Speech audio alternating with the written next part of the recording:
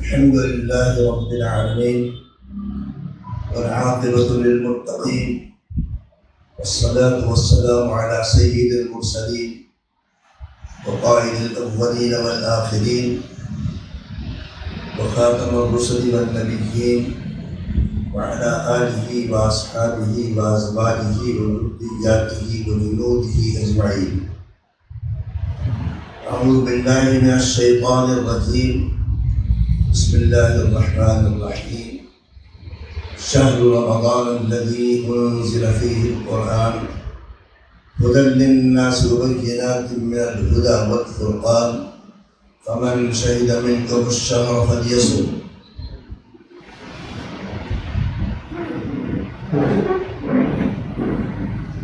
بزرگان محترم، معزز سامعین اور محترم منتظمین حضرات اور ذمہ داران، اللہ تعالیٰ نے سال کے 12 مہینے مقرر کیے ہیں. ساری دنیا سال کے 12 ہی مہینے مانتی ہے. چونکہ یہ 12 مہینے قدرتی اور فطری طور پر اللہ تعالیٰ کی جانب سے طے شدہ ہے، اس لیے اس میں کوئی قوم ترمیم نہیں کر سکی. 12 شہر 12 مہینے، ان 12 مہینوں میں 12 مہینوں کے ہفتوں میں 12 مہینے کے دنوں میں 12 مہینے کے ساعات اور گھنٹوں میں اور منٹوں میں اور سیکنڈوں میں کوئی وقت چھوٹا یا بڑا ہو وہ منحوس نہیں ہے. البتہ ان میں کچھ اوقات، کچھ مہینے، کچھ دن اور کچھ رات برکت والے تو ہیں، لیکن منحوس ان میں سے کوئی نہیں ہے. برکت والے مہینے اور رحمت والے مہینوں میں سے سب سے بڑا مہینہ جو ہے رمضان شریف کا ہے. اس کے دن بھی برکت والی ہے، دن بھی برکت والا ہے، اور رات بھی اس کی برکت والی ہے. اس کے علاوہ شوال کا مہینہ بڑا قابل قدر ہے. ذوالقعدہ، ذوالحجہ، محرم کے مہینے قابل قدر ہیں. رجب کا مہینہ بڑا قابل قدر ہے. یہ شعبان کے مہینہ جو رواں مہینہ ہے یہ بھی قابل قدر ہے. سب سے زیادہ قابل قدر رمضان شریف کا مہینہ ہے. رمضان کے مہینے کی بڑی خصوصیات ہیں، امتیازات ہیں، اس کی بڑی شان ہے. اسی وجہ سے حضور سرور کون و مکان صلی اللہ علیہ وسلم رجب ہی میں دعا فرما دیتے تھے رمضان میں خیریت سے پہنچنے کی. دعا فرماتے اللہ بارک لنا فی رجب و شعبان، اللہ بارک لنا فی رجب و شعبان وبلغنا رمضان، اور کما قال علیہ السلام. سرکار فرماتے تھے کہ اللہ رجب کے مہینے میں اور شعبان کے مہینے میں برکت عنایت فرما دی. حدیث میں آتا ہے کہ سرکار شعبان کے مہینے میں بہت زیادہ روزے رکھتے تھے، نفلی روزہ، اور ہم کو رمضان تک پہنچا دیجیے. تو گویا 2 مہینے سے حضور کو انتظار رہتا تھا رمضان شریف کے آنے کا.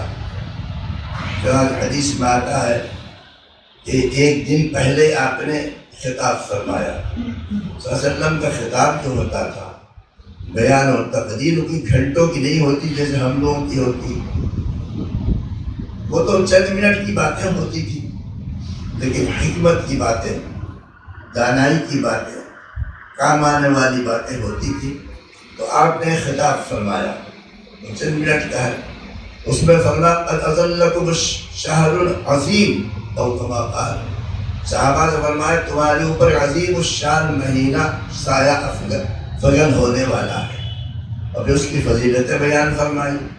آپ نے فرمایا کہ رمضان کے مہینے میں نفل کا ثواب جو ہے وہ فرض کے برابر ہو جاتا ہے۔ نفل جو ہے اس پہ ہم لوگ بڑی کوتاہی کرتے ہیں۔ نفل اور مستحب کو عام طور پر ہم لوگ نظر انداز کر دیتے ہیں، ارے میرا تو نفل ہے، چاہے کرو چاہے نہ کرو، یہ تو مستحب ہے، چاہے کرو چاہے نہ کرو۔ ساری زندگی گزر جاتی ہے اور نامہ اعمال کے وہ خانہ جس میں فرشتے ہماری نفلوں کو لکھتے کچھ بھی نہیں رہتا، سناٹا ہو جاتا ہے۔ بڑی غلط بات ہے۔ نفل کا مطلب یہ تو ہے کہ آپ پر ضروری نہیں ہے، لیکن یہ مطلب بھی نہیں کہ آپ اس کو نہ کریں۔ آخر ہے کہے کے لیے؟ حضور صلی اللہ علیہ وسلم نوافل کی پابندی کرتے تھے۔ تہجد بھی فرض کے علاوہ جو نفل ہے، تہجد کی پابندی حضور کتنے کرتے تھے، صحابہ کرتے تھے، ازواج مطہرات کرتی تھی، تابعین کرتے تھے، تبع تابعین کرتے تھے، سلف صالحین کرتے تھے، سب نوافل کی پابندی کرتے تھے، باقاعدہ تہجد سبحات پڑھتے تھے۔ اب ہم لوگوں نے تہجد ہی پڑھنا چھوڑ دیا ہے، نفلیں پڑھنا چھوڑ دیا ہے، اشراق بھی کوئی نہیں پڑھتا ہے۔ نفس نے، شیطان نے ایسا دھوکے میں رکھا ہے، یہ سمجھا کر کے کہ غیر ضروری ہے لہذا کوئی کرتا نہیں، اور حدیث میں کیا آتی نہیں، محسوس کرنے کی چیز ہے۔ ایک بڑے بزرگ فرماتے ہیں کہ بھائی کم از کم زندگی میں ٹھیک ہے ضروری نہیں ہے لیکن کچھ نہ کچھ تو کرتے رہنا چاہیے نا۔ یہ کیا بات ہے کہ آپ بالکل نفل پڑھتے ہی، آپ پتہ نہیں لوگ بالکل نفل پڑھتے ہی نہیں ہیں، تہجد پڑھتے ہی نہیں ہیں، ادھر کوئی توجہ ہی نہیں ہے، یہ بڑی غلط بات ہے۔ حدیث میں آتا ہے کہ اللہ تعالیٰ فرشتوں سے فرمائیں گے اگر میرے بندے کے فرض میں کوئی کمی رہ گئی ہے، عیب رہ گیا ہے، کوئی نہیں ہو گئی، تو فرشتوں سے اللہ تعالیٰ فرمائیں گے میرے بندے کے فرائض میں اگر کچھ کمی رہ گئی ہے تو اس کے نوافل کو ٹٹولو۔ نام اعمال نفل مستحب ہے کہ نہیں ہے، اس سے اس کمی کو دور کر دو۔ اب اگر لوگوں کے نام اعمال نفل ہے ہی نہیں، توجہ نہیں ہے، تو فرشتے کہاں سے نفلیں لا کر کے ہمارے فرائض کو مکمل کریں گے؟ روزے میں کمی رہ جاتی ہے، فرض نمازوں میں کمی رہ جاتی ہے، زکوٰۃ میں کچھ نہ کچھ عیب پیدا ہو جاتا ہے کسی اعتبار سے، حج میں عیب پیدا ہو جاتا ہے۔ ان عیوب کو ختم کرنے کے لیے نوافل ہیں، یہ بہت ضروری چیز ہے، لیکن اس پر بہت کم توجہ دی جائے، توجہ دینا چاہیے۔ تہجد کی نماز آج بلندہ شریف آ گیا، سحری کھانے اٹھیں گے 10 منٹ پہلے اٹھ جائیے، 2 رکعت پڑھ لیجیے، 4 رکعت پڑھ دیجیے۔ میں نے کہا نا، عطار ہو، رومی ہو، رازی ہو، غزالی، عطار ہو، رومی ہو، رازی ہو، غزالی، کچھ ہاتھ نہیں آتا بے آئے سحر گالی۔ صحابہ کرام بارے میں کہ ان کے سیماہم فی وجوہہم من اثر السجود، ان کی پہچان کیا تھی؟ ان کے چہروں پر سجدوں کا اثر، سجدوں کا اثر نہیں کہ آپ پیشانی میں گھٹا پڑ جاؤ تو کسی کا پڑتا کسی کا نہیں پڑتا۔ عام طور پر پیشانی میں گھٹا عورتوں کا نہیں پڑتا، کیونکہ عورتیں جو سجدہ کرتی ہیں دبا کر کے نہیں کرتی، اور مرد جو وہ پہلوانوں کی طرح کرتا ہے، تو چونکہ ہمارے پیشانی پر دباؤ پڑتا ہے تو گھٹا پڑ جاتا ہے، عورتوں سجدہ ہلکا ہوتا ہے تو گھٹا نہیں پڑتا ہے۔ تو صحابہ کے بارے میں فرمایا سیماہم، سیما ہماری پہچان نشانی، سیماہم فی وجوہہم من اثر السجود، ان کی پہچان کیا ہے صحابہ کی؟ ان کے چہروں پر سجدوں کا اثرات ہوتے ہیں، یعنی کثرت ذکر و کثرت نماز کی وجہ سے چہرے پر مخصوص قسم کا نور ہوتا ہے۔ دیکھیے ایک ہے گورا پن، انگریز تو بہت گورے ہوتے ہیں، نورانیت نہیں ہوتی ہے، لیکن عالم صالح ہے، متقی ہے، پرہیزگار، اس کے چہرے سے معلوم ہو جاتا ہے بہت نیک آدمی ہے۔ مرد حقانی کی پیشانی کے نور، مرد حقانی کی پیشانی کے نور کب چھپا رہتا ہے پیشے، کب چھپا رہتا ہے پیشے سے شعور، آدمی پہچان لیا کرتا ہے یہ تو بڑا اللہ والا معلوم ہوتا ہے، نیک آدمی معلوم ہوتا ہے، صالح معلوم ہوتا ہے۔ اس لیے نوافل پر توجہ دینی چاہیے، خاص طور سے رمضان شریف میں۔ رمضان شریف آپ نمازیں پڑھیں گے، کوشش یہ کیجیے کہ آپ کی ہر نماز باجماعت ادا ہو، اور اول اور آخر، پہلے کی اور بعد کی جتنی سنتیں ہیں نفلیں سب پڑھ ڈالیے۔ ایک مہینے میں کون سا بڑی مشکل بات ہے؟ عادت پڑ جائے گی، جب عادت پڑ جائے گی تو آپ کے اندر تقویٰ پیدا ہو جائے گا، تقویٰ پیدا ہو جائے گا تو رمضان گزر جانے کے بعد بھی وہ تقوی کی عادت موجود رہے گی۔ آدمی جب کسی کام کو مسلسل کرتا ہے تو اس کا عادی بن جاتا ہے۔ ایک آدمی بیڑی سگریٹ پیے عادی بن جاتا ہے، پان کھائے عادی بن جاتا ہے، شراب پیے نعوذ باللہ عادی بن جاتا ہے. ایسے ہی تقوی کی بنیادیں قائم ہوتی ہیں رمضان شریف میں. اسی لیے فرمایا تم پر روزہ فرض کیا گیا ہے، اور آخر میں فرمایا لعلکم تتقون، تاکہ تمہارے اندر تقوی پیدا ہو جائے. اور تقوی کے لفظی معنی آتے ہیں بچنا، وقایتی وقایتن معنی بچنے کے آتے ہیں. بچنا یعنی اللہ تعالیٰ کے خوف کی وجہ سے گناہوں سے بچنا. اصل معنی تو بچنے کے آتے ہیں. یہ کیفیت پیدا ہو جاتی ہے اگر آدمی رمضان میں پابندی کر لیتا ہے. یہ ہونا چاہیے کہ نماز فرائض جو ہے وہ باجماعت پہلی یعنی تکبیر اولیٰ بھی فوت نہ ہونے پائے. تکبیر اولیٰ آپ جانتے ہوں گے، جب امام پہلی تکبیر کہتا ہے، تکبیر تحریمہ اللہ اکبر کہتا ہے، اس تکبیر کی بڑی اہمیت ہے. اس کا نام ہے تکبیر اولیٰ، یعنی پہلی تکبیر ہے. اس تکبیر کے ساتھ جو آدمی نماز میں شریک ہو جائے اس کو تکبیر اولیٰ مل چکی ہے. اس کی بڑی اہمیت ہے. خلف الامام نماز ہو، بالکل امام کے پیچھے یا پہلی صف میں نماز ہو، اس کا اہتمام ہونا چاہیے. نماز سے پہلے کی باقی جو سنتیں اس کا اہتمام ہونا چاہیے. اذکار ہے اس کا اہتمام ہونا چاہیے. تو نوافل کی کثرت بھی رمضان میں ہونی چاہیے جس میں نہیں کی جاتی ہے. تو نماز کے ساتھ ساتھ نوافل کی سنتوں کی کثرت ہونی چاہیے. تہجد کے بارے میں نے عرض کیا کہ آپ اٹھتے ہی سحری میں اٹھے گئے، چند منٹ پہلے دھر جائیے، پہلے وضو کر لیجیے، 2 رکعت 4 رکعت آپ نفل تہجد پڑھ لیجیے، اس کے بڑے فضائل پائے جاتے ہیں. تو بہرحال سرکار نے فرمایا تم پر عظیم الشان مہینہ جو ہے سایہ فگن ہو رہا ہے، اور فرمایا اس میں ایک نفل جو ہے وہ فرض کے برابر، لیکن فرض کا ثواب زیادہ ہے. کیوں؟ اللہ تعالیٰ کا حکم ہے. اس کے مقابلے میں دوسری نمازوں کے ثواب ذرا کم ہے. تو فرض کے برابر نفل کے ثواب، اور فرائض کے ثواب 70 فرضوں برابر ہو جاتے ہیں. بڑی بتائیے کتنا بڑا اللہ تعالیٰ کا فضل ہے کہ ایک آدمی نے فجر کی نماز پڑھی اور 70 فجر کی نمازوں کا ثواب مل رہا ہے. ظہر کی نماز پڑھی، 70 ظہر کی نمازوں کا ثواب ملتا چلا جا رہا ہے. بڑی اہمیت کی چیز ہے، اس پر توجہ دینے کی ضروری ہے. صوفیاء کرام کے یہاں جو لوگ بیعت ہوا کرتے تھے، ایک تو ڈھکو سے بعد صوفی ہوتے ہیں، لیکن جو واقعی اللہ والے تھے ان کے یہاں یہی مزاج بنایا جاتا تھا، یہی مزاج بنایا جاتا تھا. ان کو متبع سنت 100% بنا دیا جاتا تھا. اور حضرت تھانوی رحمۃ اللہ علیہ کی شخصیت بہت بڑی ہے. حضرت تو خلافت سلب کر لیتے تھے. اگر کسی اپنے خلیفہ کے بارے میں معلوم ہوا کہ اس نے کمی کیا ہے، خلافت سلب کر لیتے. ایک صاحب اپنے بچے کو لے کر کے آئے، 8-10 سال کا ہوگا. تو اس زمانے میں 10 سال کے بچے کے ٹکٹ آدھا لگتا تھا، ابھی شاید آدھا لگ جاتا ہے، لیکن دیکھنے اب 12 بتایا، دیکھنے میں چھوٹا لگتا تھا وہ. اب وہ حضرت کے خلیفہ تھے. حضرت نے فرمایا وہ تو بہت نظر رکھتے تھے اپنے مودی جی، بچے کے نام تربیت، اسی کے نام تزکیہ ہے. سرکار کے جو 4 فرائض بیان کیے گئے ہیں، کیا؟ قرآن پڑھنا، سمجھانا، تزکیہ کرنا، اسی کے نام تزکیہ ہے. حضرت نے ان سے یہ نہیں پوچھا وظیفے پڑھتے ہو نہیں پڑھتے ہو، پوچھا اس بچے کا ٹکٹ لیا؟ اسے کہتے ہیں شیخ کامل ہوتا ہے. ٹکٹ لیا؟ یا حضرت نہیں لیا. فرمایا کیوں نہیں لیا ٹکٹ اس کا؟ یعنی دیکھیں میں چھوٹا معلوم ہوتا ہے. حضرت فرمایا اس کا مطلب تم حکومت کو دھوکہ دے رہے ہو، حکومت کی ٹرین پر بیٹھ کر کے آئے ہو، گورنمنٹ کو تم دھوکہ دے رہے ہو، اور کہا تمہاری اس خلافت سلب کرتا ہوں. تم دیندار آدمی نہیں ہو، تمہارے دین میں بڑا فرق ہے.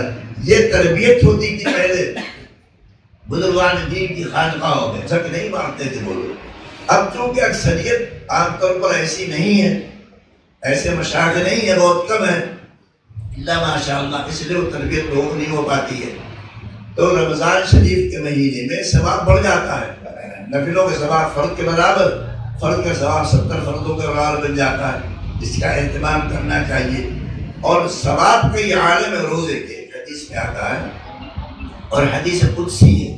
حدیث قدسی اس حدیث کو کہتے ہیں جس میں حضور سرور عالم صلی اللہ علیہ وسلم نے اللہ تعالیٰ کے حوالے سے کوئی بات کہی. اللہ تعالیٰ سے فرماتے ہیں، اور وہ بات قرآن کی آیت نہیں ہے. اگر قرآن کی آیت ہوتی تو سرکار فرماتے تو قرآن میں ایسا ہے. اور اگر کوئی اور بات حضور پر نازل کی جاتی تھی جو قرآن سے ہٹ کر کے آپ سمجھیے گا.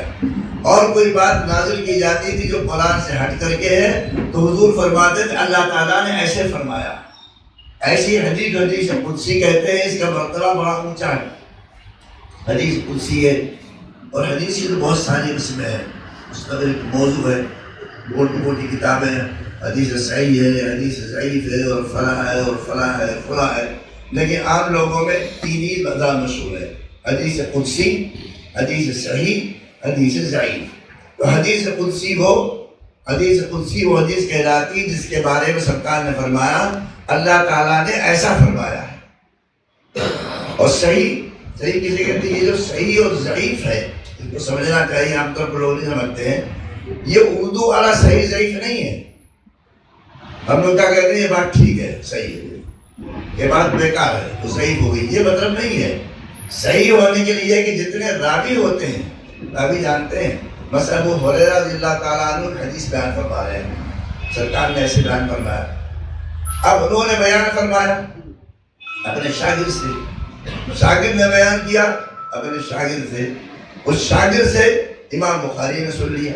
یہ درمیان میں جو لوگ بیان کرنے والے کو کہتے ہیں راوی، اور اس سلسلے کو کہا جاتا ہے سند. تو جو تیرے راوی ہیں ان کی حدیثیں قبول کرنے کے لیے بڑی سخت شرطیں ہیں. ساری تفصیلات نہیں کی جا سکتی. بڑی سخت شرطیں ہیں. اگر وہ ساری شرطیں پائی جاتی، توجہ فرما رہے نہیں، اگر ساری شرطیں پائی جاتی ہیں، وہ ثقہ ہو، وہ عادل ہو، وہ پکا دیندار ہو، اس کا حافظہ بڑا اچھا ہو، یادداشت بہت اچھی ہو، بہت ساری شرطیں ہیں. تو جتنے تین آدمی درمیان میں حدیث بیان کرنے والے ہیں ان میں وہ ساری شرطیں پائی جائیں، ایسے راویوں کی حدیث کو کہتے ہیں حدیث صحیح. نمبر 1. اور اگر ان راویوں میں کسی میں ذرا بھی کوئی کمی پائی گئی، مثلا کسی آدمی کا حافظہ زیادہ اچھا نہیں ہے، کبھی کوئی لفظ بول دیا کبھی کوئی لفظ بول دیا مثلا، تو اب ان کی وجہ سے، اس کی کمی کی وجہ سے حدیث کو ضعیف کہا جاتا ہے. تو فی نفسی اگر دیکھا جائے حدیث ضعیف نہیں ہوتی ہے، حدیث تو حضور ہی کی ہے. ان راویوں کی وجہ سے کہا جاتا ہے یہ ضعیف ہے، اور راویوں کو کہا جاتا ہے یہ صحیح پائی جاتی ہے. اسی لیے محدثین نے ہزاروں کی تعداد میں حدیث ضعیف بیان فرمایا ہے. کیوں؟ عمل کے لیے وہ بھی ہے. حدیث ضعیف اگر عمل کے لیے نہ ہوتی محدث بیان کیوں کرتا بھائی؟ بخاری شریف میں کئی حدیثیں ضعیف ہیں، مسلم شریف میں کئی حدیثیں ضعیف ہیں. تو ضعیف کا مطلب یہ نہیں ہے کنڈم، نعوذ باللہ من ذالک. ضعیف کا مطلب یہ ہے کہ اس کی مرتبہ اس کا صحیح کے مقابلے میں کم ہے. چونکہ مرتبہ کم ہو گیا لہذا حدیث ضعیف سے کوئی فرد واجب وغیرہ ثابت نہیں ہوتا ہے. فضائل ثابت ہوتے ہیں، مستحبات ثابت ہوتے ہیں، تو وہ حدیث بھی عمل کرنے کے لیے ہے. اس لیے نہیں ہم اس کو چھوڑ دیں ضعیف ہے کہ ضعیف ہے ضعیف ہے ضعیف ہے، یہ نہیں، یہ غلط بات ہے. موقع ہو تو حدیث ضعیف پر عمل کرنا چاہیے. ہاں اس پر عمل کرنا فرض واجب نہیں رہتا، مستحبات کے درجے میں ہوتا ہے، فضیلت کے درجے میں ہوا کرتا ہے. اسی لیے محدثین نے بیان فرمایا حدیث ضعیف کو بیان کیا، حدیث صحیح کو بیان فرمایا. اور ایک روایت ہوتی ہے موضوع، میم واو ضاد واو عین، موضوع معنی وضع کی یعنی بنائی ہوئی، وہ حدیث نہیں ہوتی. اس کو تو بیان کرنا بھی حرام ہے، عمل کرنا بھی حرام ہے. من گھڑت روایات کو موضوع کہا جاتا ہے، وہ حدیث ہی نہیں ہے، اس کو بیان بھی نہیں کیا جائے، اس پر عمل بھی نہیں کیا جائے گا. لیکن حدیث ضعیف عمل کرنے کی جو ہوتی ہے البتہ اس میں تاکید کم ہو جاتی ہے کیونکہ اس کا مرتبہ کم ہو جاتا ہے. یہ بات سمجھ لینا چاہیے ورنہ بڑی غلط فہمی آج بھی پیدا ہو جاتی ہے. بعض لوگ ضعیف اتنا رٹ لگا دیتے ہیں جیسے ضعیف کوئی نعوذ باللہ کنڈم کی ایسا نہیں، تو حدیثی ہے. راوی کی وجہ سے کمزوری پیدا ہو گئی. ایک صاحب مجھے بہت دعا ملے ہبلی میں، نوجوان آدمی سے راستہ کرتے کرتے کہنے لگے وہ فلاں حدیث جو ہے اور فتح الباری میں اس کو ضعیف کہا گیا. میں نے کہا ضعیف کہا گیا تو کیا ہوا؟ اگر ضعیف کہا گیا آپ یہ بتائیے کس راوی میں ضعف ہے؟ روزہ میرے لیے اس کا ہے، یہ بڑا ہی مخلص ہے، اس کو موقع ہے چپکے سے کھا لے، چپکے سے پی لے، لیکن اس کے باوجود نہ کھاتا ہے نہ پیتا. پیاس لگی ہوئی ہے، گھر میں ٹھنڈا پانی نہیں پی رہا ہے، فریج میں برف رکھا ہوا نہیں پی رہا ہے، تو صوم لی، روزہ میرے لیے ہے، وَأَنَا أَجْزِي بِهِ، اور میں اس کا بدلہ دوں گا۔ دیکھیے فرشتوں کو اللہ تعالیٰ نے اختیار دیا ہے 10 گناہ سے لے کر کے 700 گناہ تک ثواب فرشتہ لکھ سکتا ہے، اس کے علاوہ فرشتوں کی اجازت نہیں۔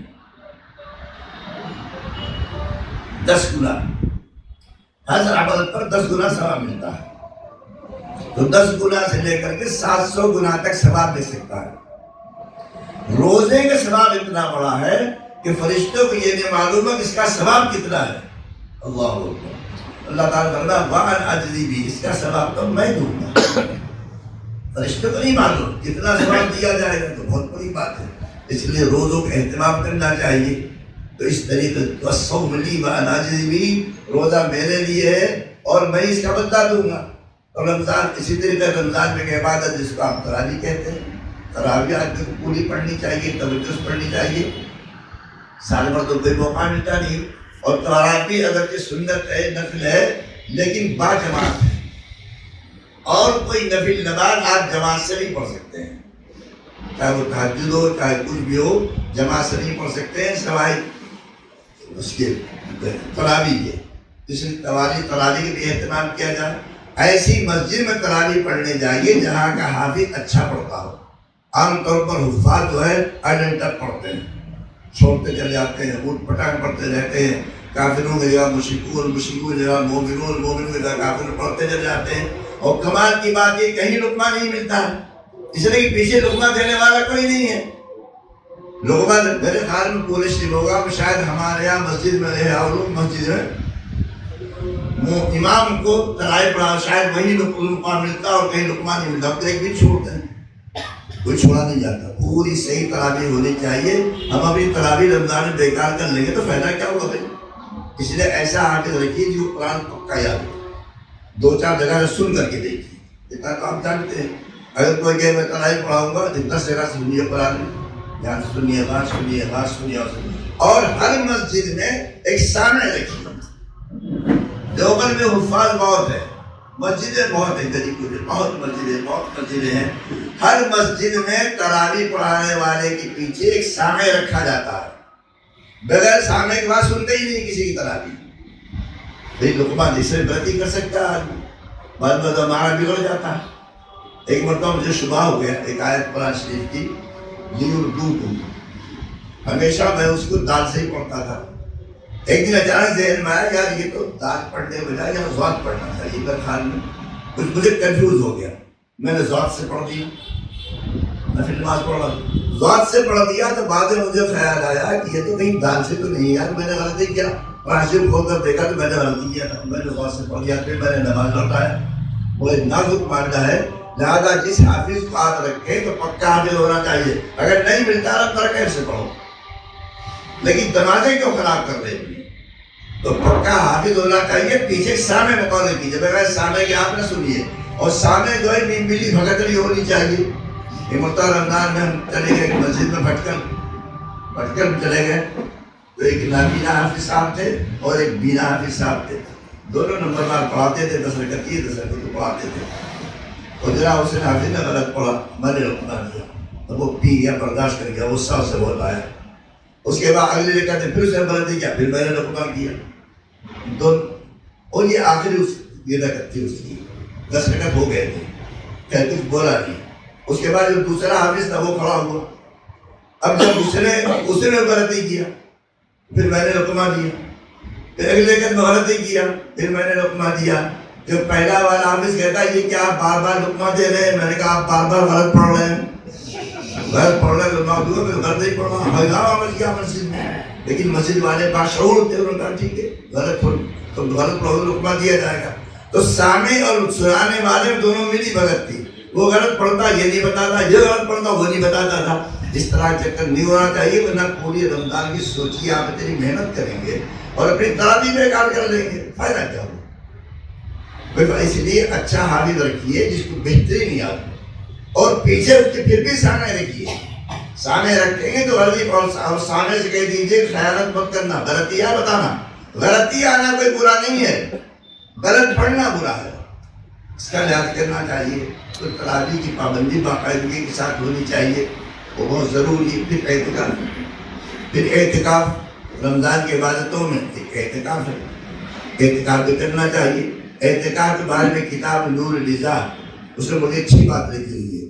اس میں لکھا اعتکاف کرنے والا گویا بادشاہ کے دربار میں جا کر کے پڑ گیا کہ جب تک کہ بادشاہ مجھے آپ بھیک نہیں دیں گے میں آپ کے دروازہ چھوڑ کر جانے والا یہاں سے نہیں۔ بہت ایسی ہوتا ہے، اخلاص کے ساتھ جا کر مسجد میں پڑ گئے تو گویا اللہ تعالیٰ کی بارگاہ میں، آپ اللہ کی بارگاہ ہے ہی ہوا، اللہ کی بارگاہ میں پڑ گئے ہیں۔ اب آپ دعائیں کریں گے، نمازیں پڑھیں گے، ذکر کریں گے، تلاوت کریں گے، تو گویا آپ اللہ تعالیٰ کو خوشامد کر رہے ہیں، یا اللہ آپ اصل ہیں، میں آپ کو راضی کرنے کے لیے آیا ہوں، یہاں سے جنت لے کر کے جاؤں گا، میں یہاں سے ہٹنے والا 10 دن تک یہیں پڑا رہوں گا آپ کی چوکھٹ پر۔ اس لیے سے اعتکاف کیا جائے تو بڑی بہترین عبادت ہے اعتکاف تو، لیکن 10 دن کا پورا ہونا تھی۔ سنت ہے، سرکار نے ساری زندگی اعتکاف فرمایا اور آخری سال آپ نے 20 دن کا اعتکاف کیا، ویسے 10 دن کا اعتکاف کیا کرتے تھے، اعتکاف بھی کرتے رہتے ہیں۔ پھر شب قدر آتی ہے، شب قدر کتنی فضیلت ہے، شب برات کی اتنی فضیلت نہیں ہے جو رمضان میں آتی ہے۔ شب برات میں 3 گروپ ہیں، کچھ لوگ تو کہتے ہیں کہ صاحب بھی بیکار شب برات وغیرہ کچھ بھی نہیں، یہ تو غلط ہے، صحیح حدیثیں ہیں، عمل کرنے کے لیے تو ہے۔ اور کچھ حضرات بہت ہی دھوم دھام کرتے ہیں، لائٹنگ بھی ہے، طرح کھانے پک رہے ہیں، دعوت ہو، جو بھی غلط ہے۔ اتنا آپ کر سکتے ہیں کہ ضعیف روایت کو گناہ جلا دیے جاتے ہیں۔ اس کا نام پڑ گیا شہر رمضان، رمضان کا مہینہ، انزل فیہ القرآن۔ دیکھیے آپ غور کیجئے، رمضان کی ایک مرتبہ ذکر ہے، قرآن کی 4 صفتیں بیان، انزل فیہ القرآن، قرآن نازل کیا گیا، ھدی للناس، لوگوں کی بہترین رہنمائی کرنے والا، 2 باتیں، وبینات من الہدی، ہدایت کی روشن دلائل قائم ہے، 3 چیزیں، والفرقان، حق و باطل میں فرق کر دینے والا۔ 4 صفتیں قرآن شریف کی اللہ تعالیٰ نے بیان کیا ہے۔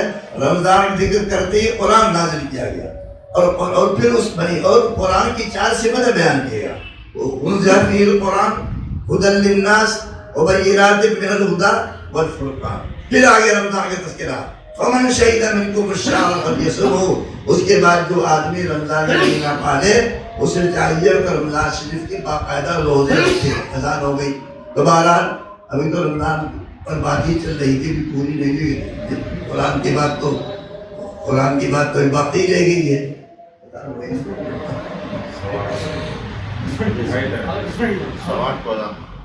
دوبارہ یہ رمضان کی خصوصیات ہیں، امتیازات ہیں، اس کا لحاظ کرنا چاہیے اور اپنی مصروفیات دنیاویہ میں کمی کر دیجیے۔ تو سارے کام جو غلط کرتے ہیں یہ نہیں کوئی بیوقوف ہے، معلوم نہیں ہے، غفلت تھا، غفلت کی وجہ سے غلطی کرتے ہیں، بیوقوفی میں نہیں کرتے ہیں، جب سمجھدار ہیں ساری باتیں جانتے ہیں لیکن غفلت تاری ہو جاتی ہے۔ تو جتنے مصروفیات ہماری، مثلا آپ دکان کھلی رکھتے 9 بجے تک، رمضان کے اہتمام میں افطار کے وقت بند کر دی، جتنا ملنا اتنا ہی مل جائے گا، لیکن اب جو ملے گا اس پہ اللہ کی رضامندی شامل ہوگی۔ آج 9 بجے تک بیٹھے رہیں گے، افطار وہی کر رہے ہیں، نمازیں بھی چھوڑ دیا ہے، جماعت سے نماز نہیں پڑھ رہے ہیں، تراویح بھاگ دوڑ سے پڑھ رہے ہیں، اب جو روزی ملے گی اس میں اللہ تعالیٰ کی ناراضگی شامل ہوگی۔ ایک صاحب انٹرویو دینے کے لیے گئے ہمارے جان پہچان کے، تو ان کے لڑکے کی داڑھی تھی، انٹرویو میں اس میں ناکام کر دیا گیا۔ انٹرویو لینے والوں نے کہا بھی داڑھی مڑا کر کے آؤ۔ اس نے اپنے باپ سے کہا، باپ معقول آدمی تھے، اچھے، انہوں نے کہا کہ داڑھی مڑا کر کے ملازمت لے گا، نوکری لے گا، زندگی بھر تیری نوکری میں اللہ تعالیٰ کی ناراضگی شامل رہے گی، خدا کو ناراض کرے گا۔ اور اگر ملازمت یعنی کہیں مل جائے گی، تب اگر کوئی آدمی وہیں دکان میں بیٹھا ہوا ہے، مغرب کو بھی نہیں گیا ہے، جماعت چھوڑ دیا، جماعت کی نماز واجب ہے جناب، لا صلاۃ لجار المسجد الا فی المسجد، مسجد کے آس پاس رہنے والوں کی نماز بغیر مسجد کے ہوتی نہیں ہے۔ اس بات کا مطلب یہ ہے کہ نماز جماعت سے پڑھنا واجب ہے، آپ چھوڑ کر کے آئیے، آپ دکان کے لیے نہیں پیدا کیے گئے ہیں، نماز کے لیے پیدا کیے گئے ہیں۔ قرآن حکیم میں کیا ارشاد فرمایا گیا ہے کہ ہم نے انسانوں اور جنات کو اپنی عبادت کے لیے پیدا کیا، یہ احساس رہنا چاہیے۔ اب چاہیے کہ دکان بند کر دے، تراویح کے باقاعدہ اہتمام کرے، جہاں جا کر پڑھنا وہاں پر پڑھے۔ تو یہ مصروفیات دنیاویہ میں تھوڑی سی کمی کر دینی چاہیے، مشغولیات میں وہ رمضان کے لیے، اور اخروی جو کام ہے آخرت کے، اس میں اضافہ کر دینا چاہیے. نوافل زیادہ کرنے لگے، قرآن کی تلاوت پڑھ جائیں. اور قرآن کی تلاوت رمضان میں سمجھنے کے بارے میں تو آپ چکر پڑھیں گے تو نہ تلاوت کر پائیں گے نہ سمجھ پائیں گے، لیکن نفس کا دھوکہ ہوتا ہے. رمضان میں قرآن سمجھنے کے لیے پورا سال موجود ہے، تھوڑا تھوڑا سمجھ لیجیے گا. رمضان میں تو آپ دھواں دھار طریقے پر تلاوت ہی کرتے رہیے. بعض مشاہد کی خانقاہوں میں یہ قانون تھا کہ رمضان میں وظیفے چھوڑوا دیتے تھے اور کہتے تھے کہ پورے رمضان قرآن کی تلاوت بس کرتے رہو. بھائی تلاوت کے ثواب الگ ہے، سمجھنے کے ثواب الگ ہے، عمل کرنے کے ثواب الگ ہے. اب اگر رمضان میں آپ قرآن شریف کو سمجھنا چاہیں گے تو ظاہر بات ہے کیا سمجھ لیں گے، کتنا سمجھ لیں گے، نہیں سمجھ پائیں گے.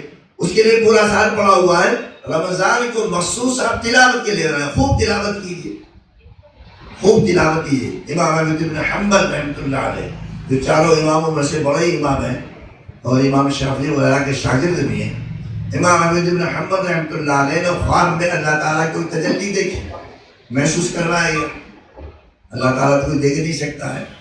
تو انہوں نے پوچھا خوابی میں، یا اللہ آپ کے بندہ سب سے قریب کس ذریعے سے ہو سکتا ہے؟ کون سا ذکر اور عبادت ہے کہ اس کو کر کے بندہ آپ سے قریب ہو جائے؟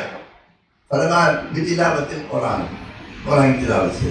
انہوں نے خوابی پوچھا بفہم او بلا فہم، قرآن پڑھا جائے سمجھ کر کے بلا سمجھے کا جیسے چاہے پڑھو. تو قرآن کی تلاوت جو مستقل ثواب ہے. یہ نفس کا دھوکہ ہوتا ہے کہ آپ بغیر سمجھے کیا فائدہ؟ بھائی بغیر سمجھے کوئی نہیں فائدہ.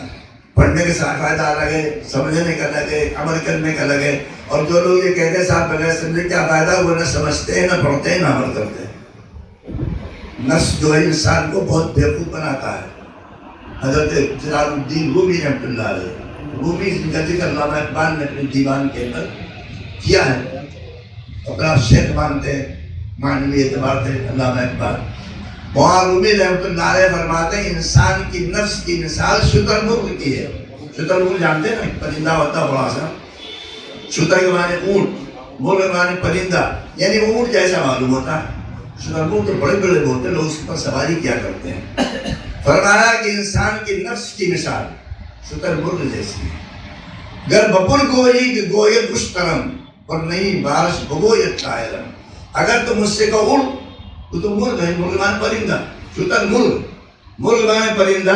اگر تم مجھ سے اپنے نفس سے کہو گے بھائی اڑ کر کے دکھلاؤ، تو کہتا ہے صاحب میں تو اونٹ ہوں.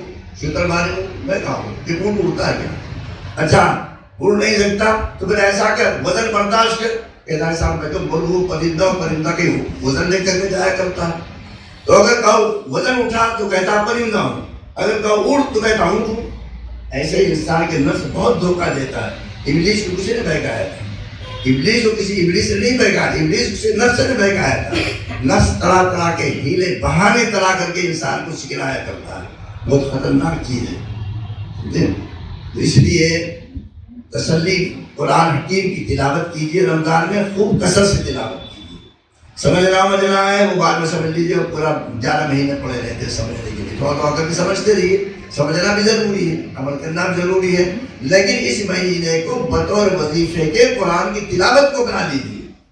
اور قرآن ایک ایسا وظیفہ ہے ہر حرف کی. مثلا اب ایسے بیٹھا سبحان اللہ کتنے نیکی ملی، ہر عبادت میں 10 ملتی نا، سبحان اللہ 10 ملتی. یہی سبحان اللہ اگر وہی لفظ قرآن میں آ گیا جتنے حروف ہیں ان حرفوں پر 10 نیکی ملے گی. تو نے فرمایا الف لام میم ایک لفظ نہیں ہے.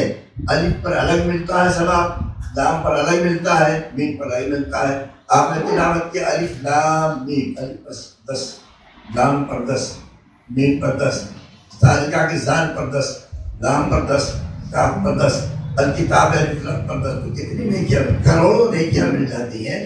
اور قلب میں ایک نور قرآن سے پیدا ہوتا ہے. قرآن سے بڑھ کر کے کوئی ذکر نہیں ہے. اسی لیے جس نماز میں آدمی قیام زیادہ لمبا کرتا ہے اس نماز میں ثواب زیادہ ملتا ہے. مثلا کر لیجیے آپ کو پارہ اب یاد ہے، اب آپ ایسے نماز پڑھ رہے ہیں، تہجد پڑھ رہے ہیں، اگر پورا پارہ پڑھ ڈالے ایک رکعت میں ثواب زیادہ ملے گا. اور اس کے بجائے آپ 20 رکعتیں پڑھ ڈالیں چھوٹی چھوٹی تو ثواب ملے گا، لیکن اتنا نہیں ملے گا. جتنا زیادہ قرآن پڑھا جائے گا نماز میں اتنا ہی زیادہ ثواب ملے گا. اس لیے قرآن کی تلاوت کی عادت ڈالنی چاہیے. گھروں کے اندر بھی عادت ڈالنا چاہیے. بچوں کو بھی روزانہ کچھ نہ کچھ قرآن کی تلاوت ہوتی رہنی چاہیے. یہ بہت ضروری چیز ہے. باقی اور چیز اور بھی عرض کرنی تھی لیکن بس اتنی پہ اکتفا کرتا ہوں. اللہ تعالی ہم سب کو دین کی صحیح فہم اور عمل کرنے کی توفیق عنایت فرمائے. وآخر دعوانا الحمدللہ رب العالمین. اللهم صل على سيدنا مولانا محمد وعلى آل سيدنا مولانا محمد بعد ذكر معلوم لك. ربنا آتنا في الدنيا حسنة وفي الآخرة حسنة وقنا عذاب النار. ربنا لا تزغ قلوبنا بعد إذ هديتنا وهب لنا من لدنك رحمة إنك أنت الوهاب. اللهم أرنا الحق حقا وارزقنا اتباعه وأرنا الباطل باطلا وارزقنا اجتنابه. لا إله إلا الله الحليم الكريم. سبحان الله رب العرش العظيم. الحمد لله رب العالمين. نسألك موجبات رحمتك وعزائم مغفرتك والغنيمة من كل بر والسلامة من كل إثم. لا تدع لنا ذنبا إلا غفرته ولا هما إلا فرجته ولا حاجة هي لك رضا إلا قضيتها يا أرحم الراحمين. اللهم رب السماوات السبع وما ظلت ورب الأرضين وما قلت ورب الشياطين وما ضلت كل جار من شر خلقك أجمعين أن يفرط علي أحد منهم أو يطغى. عز جارك وتبارك اسمك لا إله إلا أنت لا شريك لك سبحانك. یا اللہ اس جلسے کو قبول فرما. بیٹھنے کو سننے کو بیان کرنے کو قبول فرما. جو غلطیاں ہو گئی اس کو معاف فرما. اس کو ذہنوں سے صاف فرما. رمضان شریف آ رہا اس کو حقوق ادا کرنے کی توفیق عنایت فرما. روزے میں آسانی ہو, تراویح میں آسانی ہو, تلاوت میں آسانی ہو, شب قدر کو منانے میں آسانی ہو, اعتکاف کی توفیق عنایت فرما اور خیر و عافیت کے فیصلے فرما. دارین کی سعادت و زبیر و فرما. ہم سب کے ایمان کو یقین کو پختہ فرما.